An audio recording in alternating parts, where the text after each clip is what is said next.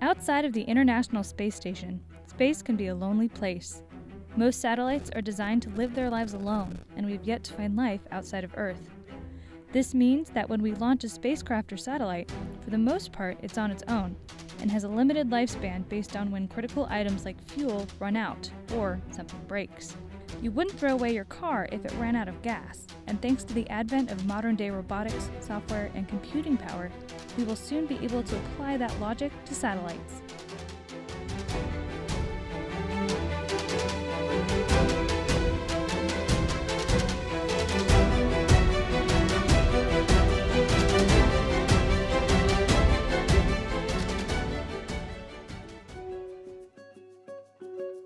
We are on the cusp of breaking the one-and-done paradigm that exists for most satellites. An important step in that direction is NASA's Robotic Refueling Mission, or RRM, demonstration on the International Space Station. Because refueling a satellite that was not designed to be refueled has never been done before, practice is key. With that in mind, the first two phases of RRM took place on station from 2011 to 2017 and tested the tools, technologies, and techniques to refuel and repair satellites in orbit. RRM and RRM Phase 2 were designed to demonstrate end-to-end refueling of a spacecraft, as well as the first steps of cryogenic refueling or replenishment. We wanted to use the robot on the International Space Station to be able to demonstrate the technologies and techniques to do this refueling, so we built innovative tools to bridge the gap between the robot and the payload interfaces.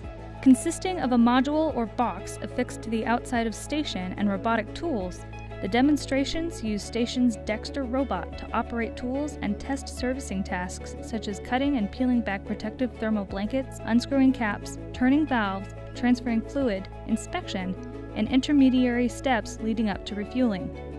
Once we were all done, we were able to transfer fuel end-to-end through a spacecraft fill and drain valve that wasn't designed to be robotically refueled. The RRM demonstration helped test and prove technologies that will make refueling satellites not designed to be refueled possible, something that will be further demonstrated by NASA's On-Orbit Servicing, Assembly, and Manufacturing 1 mission. But it also helped to lay the groundwork for designing future satellites in a way to make them more easily serviceable. These missions were important because we needed to demonstrate in orbit that this technology was ready. There were a lot of people that felt that at the time of RRM that the technology was so far in the future that they didn't feel what we were talking about was possible. So we needed to demonstrate in orbit this technology so that we could start changing the paradigm and incorporate these technologies into the future spacecraft designs and missions.